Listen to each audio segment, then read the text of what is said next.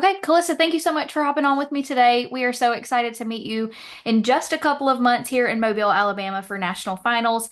But we want to know what your process has been up until this point. So, how did you hear about DYW and why is this something that you wanted to participate in? Yes, so the way I found out about DYW was through a friend. Her name is Victoria Strom, and she was DYW in Michigan for the class of 2023. And I've known Victoria since I was in sixth grade, and she was an eighth grader, and we've danced together throughout our whole lives. And the way I kind of found out about it was our teacher encouraged her to do it.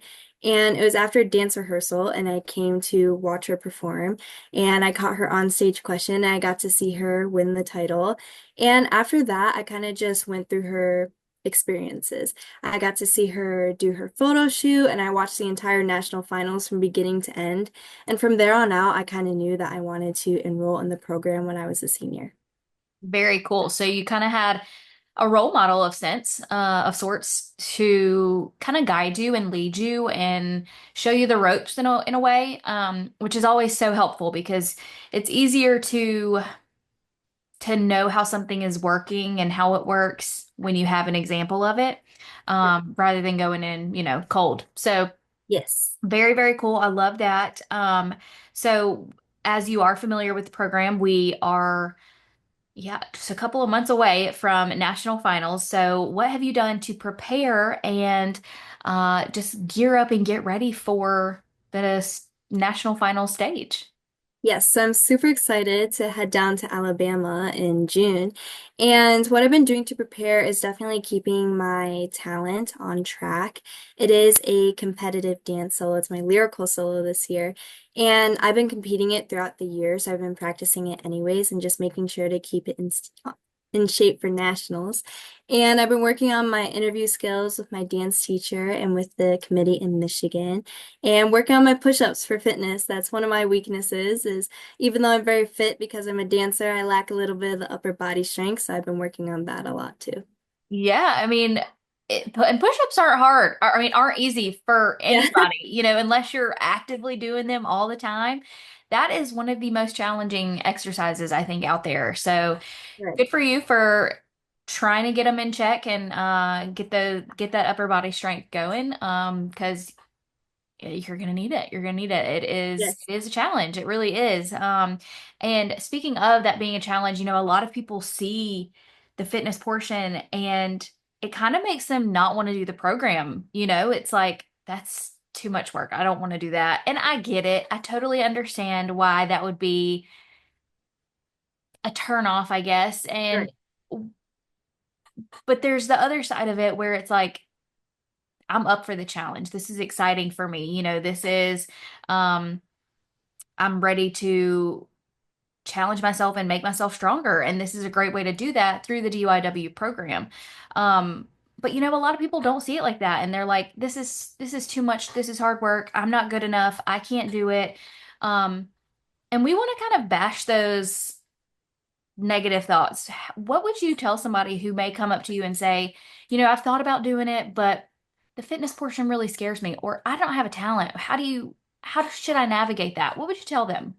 Yes, so something that my state spokesperson told me was that the entire committee for Distinguished Young Women is willing to help you, like with anything, whether that's the fitness routine, if you need help zipping up a pantsuit or a dress, they're willing to help you with anything. And that is something that really encouraged me to want to do the program even more. So that's something I definitely tell people that are thinking about doing the program. And as far as fitness goes, I know my state program was quite small, so we all got close really easily. And I know a lot of the girls, including myself, the fitness portion was kind of intimidating at first.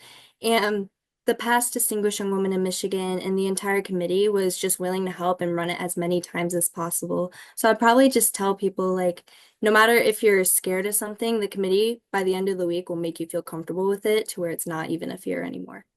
Awesome. And that's what we look forward in somebody who wants to volunteer with the program. We want somebody who's willing to put those hours in and dedicate their time to help these girls to be the best that they can be. And one of the girls that I chatted with a few months ago brought up a really good point, and it's that you don't come into this program knowing everything.